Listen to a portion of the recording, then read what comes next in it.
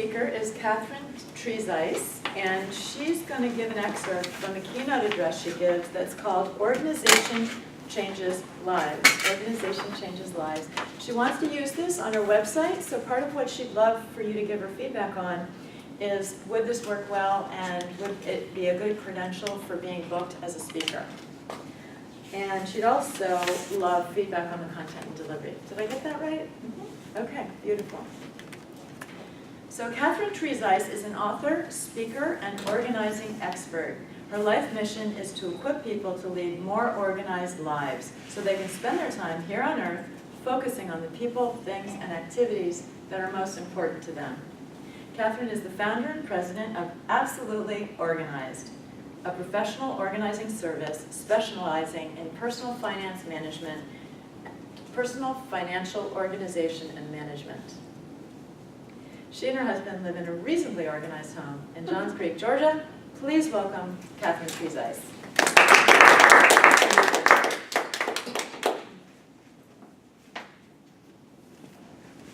Luis Uzura is a famous professional organizer. Now, if I said that to him, he'd probably scratch his head, because actually Luis Uzura is a miner. He was the shift leader the day back in 2010 when the Chilean mine collapsed.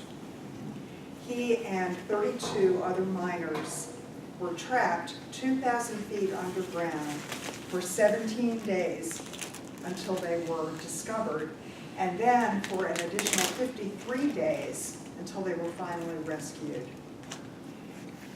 Through his leadership, Luis showed the world that organization can and does change lives. Luis knew immediately that if they were to survive and if they were to be rescued, and he was going to give his men hope that this was going to happen, he was going to have to put into place some organizational structures and processes immediately. So the first thing Luis did, just like a professional organizer would do, is he sorted. The first thing he did was he sorted the men into 3 work shifts, 1 work shift at a time, 8-hour work shifts. And then he gave each man on each team a job. He also realized that he was going to have to deal with the food situation, because who knew how long at that point it was going to take for them to have supplies sent down. So he sorted the food to make sure that each man had a fair share and that it would last until rescuers could come.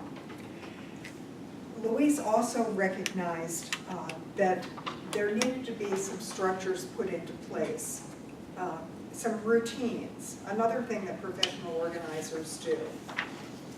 So he insisted that all the men eat their meals, such as they were, together at the same time every day. It helped to build teamwork, and it also was another double check to make sure that nobody was getting more to eat than somebody else. And I love this. Luis Uzura organized time. He flipped the light switch in the mine on and off at regular intervals every day to simulate daytime and nighttime, nature's organizational system. Now, my stories as a professional organizer are not nearly as dramatic, thankfully, as that of Luis and the miners. But the things that I've done with my clients over the years have, in some cases, changed their lives in small ways, and also in ways that we can't even begin to imagine. I certainly had no idea about any of this when I started my business back in 1999. I just knew I loved to organize, I love people, and I thought I could put it together as a business. Probably not the best idea for a business plan. But I also had some pretty strange ideas back then as to what it was a professional organizer did. Let me tell you one of those ideas. I thought, well, I'm the organizing expert, right? So people are going to call me immediately, and they're going to tell me exactly what their needs are, because they know. I'll make an appointment with them. I'll go over to their homes or to their offices. We'll sit down. I'll do a consultation. I'll take a lot of notes. I'll write up a plan for them and help them execute it. I'll recommend organizing products for them. And they will, of course, do everything I tell them to do and use all the products, and they'll live happily organized lives ever after. You're laughing. Yes, that's not quite what happened. Let me tell you about my first few clients. Donna hid things from me, making it a little bit difficult to help her get organized. And then there was Tom and Teresa. They were a nice young couple, but between the two of them, they had depression, anxiety, ADHD, and they were impulsive spenders. And then there was Susan. Susan had a really, really hard time making decisions about anything at all. And she also exhibited some hoarding tendencies. What had I gotten myself into? I lamented that to one of my colleagues, and she said, well, I can tell you exactly what you've gotten yourself into. What you've gotten yourself into has a name, and it's called chronic disorganization, or CD. It's a real thing, folks. And she said that traditional organizing methods don't work with our CD clients. No kidding. But happily, she said that there was an organization. There were people who worked with CD clients all day long, and they studied it, and they shared best practices with each other, and they even had a certification you could get. So I was so excited then. I saw that there was hope for Donna and Tom and Teresa and Susan and all the many clients I saw who were like them over the years. I learned some things over the years that could help my clients make some small changes in their lives that would help them lead more organized lives. I learned that I can help my clients set goals. You know, a lot of people have a vague notion about what they think they need to do to get organized, but they really don't have any idea about what being organized is going to do for them. What is their life going to look like afterwards? I can help them with that.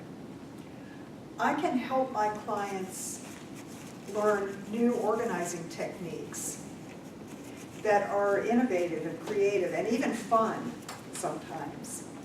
Tina was seriously chronically disorganized. She had lots of boxes of paper. There's a theme there. We were going through her papers one day, and I found many, many unpaid bills, seriously unpaid bills. So we put them in a folder. Now you and I might label that folder something like, oh, bills to pay. However, that's not very compelling. So Tina named the folder, Do It Now or Go to Jail. Mary had a dress that was one of her favorites that was full of holes, but it was full of moth holes. It could not be repaired even though she wanted it to be. She held up that dress, and she was having a really, really hard time letting it go because of all the happy memories she had of wearing the dress. So she had a funeral ceremony for that dress. And at that funeral ceremony, she told me, while she was holding the dress, she recounted the many happy times she remembered wearing that dress. At the end of the funeral ceremony, she gave the dress a hug, and then she handed it to me for a proper burial in the trash can. Sometimes I've learned that the best thing I can do for my CD clients is to be a patient presence with them while they learn organizing techniques. Jenny also had lots and lots of papers, and she was very, very concerned, very unsure about what to do with them. I helped her set up some filing structures, made some suggestions for her, but mostly I sat quietly with her as she went through her papers. And she picked up each one and she said, well, this is a tax form, so this needs to go in my tax file. Or this is something that I really don't need at all. It can go in the recycling bin. As she went through this herself, with me there as a patient presence, she gained the confidence to be able to do this on her own. And it was really an honor to be part of that process. And finally, I've learned over the years that I can hold my client's vision even when they have a hard time holding it. Sharon had been living in a terribly cluttered home for many, many years following the deaths of a couple of close relatives. And one time I remember she said to me that she wanted her house to be clean and serene. So I printed out some little flyers on my computer. I used a nice pretty font. I printed out some flyers that said clean and serene. And we took them to her house and we taped one up in each room in her house to remind her that even when the going got tough and she couldn't even remember why she was doing this anymore and what difference did any of this effort make, that the results of continuing would be worth it, that she would be able to have that clean and serene home that she has wanted. We have a saying, we professional organizers, that organization is not about the stuff. Organization is about the effects that having and using organized systems and processes will have on your life, on your clients' lives. Setting goals, executing the processes, and holding the vision, that's what Luis Uzura did for his miners for those 70 days, 2,000 feet below ground. And that's what professional organizers do with our organizing clients, of course on a much smaller scale, hopefully.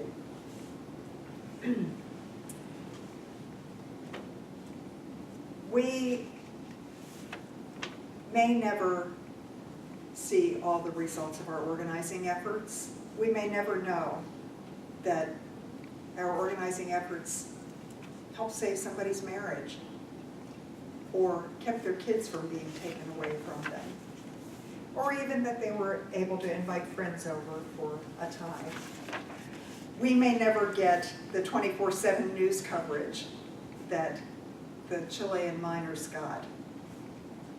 But we know from their example that organization can and does change lives.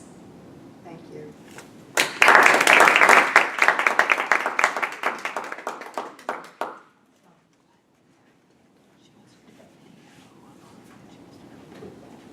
Katherine, I want to start with a question. Yes. I want you to, I want to make sure I understand who the audience is. Okay. So tell me again who the audience was. The audience for this segment is associations, businesses, churches, medical establishments, support groups, people who might want to hire me to come and speak to the So group. these are people who need to be organized. Yes. Okay, so before I make any comments, I have a confession to make. Okay. I am so far at the far end of disorganized, it's unbelievable. So I'm hearing what you're saying Okay. loud and clear. And I only know that because my wife and I are now going through a major project of organizing the mess that we have created over the last 40-some years of marriage. Okay? And it's unbelievable. there are 5 printers that don't work in my garage ready to be thrown out. For instance, why did so anyway, that's the start. We call that an If anyone knows We how like to, the vulnerability. yeah, It's if very anyone, nice. if anyone knows how to get rid of printers, TVs, or paint, let me know. Anyway. I do, I'll tell you Good. afterwards. Oh, of course you do. So, you had me at the beginning. I mean, what an opening story. We all lived through that. Yes. But I didn't know the details from your perspective. And given what you've said, you didn't state this, but it sounds like if this guy hadn't taken over, they could have easily eaten all their food in the first 10 days, and with the social dynamics, killed each other in the next 3 days, and there'd be nobody to even discover after 17. I mean, his organizational skills saved all their lives. I'd like to see you hinted on that. I'd go even further. But that was just terrific, okay? And I loved it, and it's a great start. And who knew that, you know, you could tie such an exciting story into such a boring kind of activity. So, I'm being candid. I said where I stood. So I loved it, and I also loved the way you related to what you do. Sorting, establishing the structures, you know, the whole organization. It was, what a story. Now, I don't think you leveraged it enough, and you lost me. You don't think what? You leveraged that story enough. Leveraged it, okay. Yeah. And it all of a sudden sounded too much like a sales pitch for me, okay? And I want people to sort of continue with that story of how that applies, and I would talk more about the impact. You said a couple things at the end, and I want to see you deliver that more. You know, the results of continuing to do it are worth it. The effect will have, you know, that this will have on your life. Those are the emotional pieces, and it was such a great setup. I don't think you drove that home hard enough. You know, I give you an example. You shared with us a lot about how you dealt with clients originally. I don't care. I mean, maybe that was relevant to me, and the reason why I asked is, at one point I thought you were talking to other organizers and sharing your story. I'm being painfully candid. Oh, please. It wasn't relevant to me. Okay. And then, you know, what you learned. I want to hear about, by the way, examples are fine. The funeral or the dress. Oh my God. I can't tell you how many T-shirts. There's going to be a lot of hearses carrying my stuff. Oh boy. You know, so those were fun, or even you know, just, you know, situations that we can all relate to. But bring it home to me of, you know, here's some of the things I see that we can all laugh at ourselves at. And I also want to hear, why do people, give me permission to be a slob, which is, why do people create this situation? Okay? We don't make it a priority. We also don't think it's important. And then share with me, you said, but share with me how lives do change. How, especially in this world of 24/7, we're all, you know, just, I can't tell you how many hours I spend looking for things that I can't find, because there's too much junk to look through. But my guess is there's some really fun stories that you can tell about how that's going to improve my life. And maybe it won't be as great as I'm going to say 31 minors, what was the number? 30? It was 32 plus the leader. Yeah, 33. so maybe it wasn't, it will save 33 minors, but it will improve my relationship. It will, you know, we will, you know, we'll have 2 bedrooms that will free up that we can actually use instead. I mean, whatever it is, I just think there's so much richness and then tie it back to sorting, structure, turning the lights on and off. Figure out a way to tie that back Okay. as you're closed. You don't have to tell people what you do. You just have to tell them what the benefit is and why they have screwed up, and they'll be tackling you at the door and dragging you back in and saying, I need your services. Thank you. Am Up to I you. calling people? Okay, yes. Okay, well, I agree with everything he said, and I will tie, I mean, perhaps the first part of the story with the miners that I believe that most people know about, everybody that heard the news then may have known, perhaps shorten that story to give you more time to work with the audience and how the outcome is going to benefit them. Because I could relate to many of the stories. I am not one of the one. The dress one was fantastic. I don't have that problem because I healed it many years ago. And but perhaps using those stories in a shorter way, or pointing out people, say, okay, raise your hand if you're one of those that have piles of papers in the cabinet file. Or, I'm not going to admit that in an audience. I'm not going to admit that in public. You won't? Oh, no. Okay, so, okay. Or perhaps you can say, I bet many of you, even if you don't want to raise your hand, because you feel so embarrassed. I mean, so you can talk about embarrassment. I'm just, there is so much that you can talk about this. It's just so universal. We all have some kind of disorganization anyway, even if it's just with the emails. I have right now literally more than 16,000 unopened emails, and it's driving freaking me crazy. I have 35 open tabs on my computer, and every time I sit in front of the screen, I don't know where to start. I pick one, and then I just get distracted for 2 hours on that one. And I should have been working on another one. So it could be, there is so many ways that you can get people's attention about this organization, and not just with examples. All the examples that you gave were wonderful, but you can make it even more. It's just beyond. Because the audience, if you're going to talk about, in front of 10, 100 or 300 people or 1,000 people, all of them have an issue with this organization, but they may not exactly relate with the examples that you're giving. So I loved all your examples, but maybe shorten it up and give the outcome. Thank you. Katherine? Katherine, I just love your appearance. It's tidy, it's impeccable, and it's, you're so pleasant to look at, and so you really walk your talk. So I just wanted to mention that the way you bring yourself to the presentation is perfect. I detected every now and then a slight disdain for possibly ridiculous behavior with the CD clients. Being a person who CD didn't know there was a name, I would have preferred a little bit more compassion.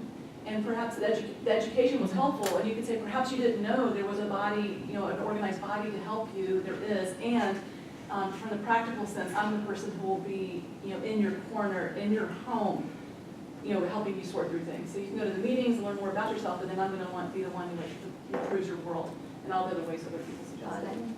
Thank you. So good. We have just a minute left. Is there someone who'd like to get in on that last? Did you have your hand up? The only thing was I would agree with what Mike said in regards to the audience. I wasn't sure where the shift was, if this was becoming a sales pitch or if he was speaking to an organization, because I was waiting to hear, you can get all this for the $19.99. I was just waiting to see who was the audience for. Yeah, it's for people who might want to hire me. Yeah, so I But that's wasn't a clear on different that. audience than the original. Mike, 30 seconds in. you were spot on, that the original audience I gave this keynote for was a group of organizers in Japan. Oh, So- I think Abby has something for you also. Incredibly quick, I love the phrase patient presence. I think you Okay. could use that more. Okay. And I want to give you big props. You memorized your thing, and that was a lot, and that was a lot, and you memorized it. Yay, you. Yay, you. I love it. Nice.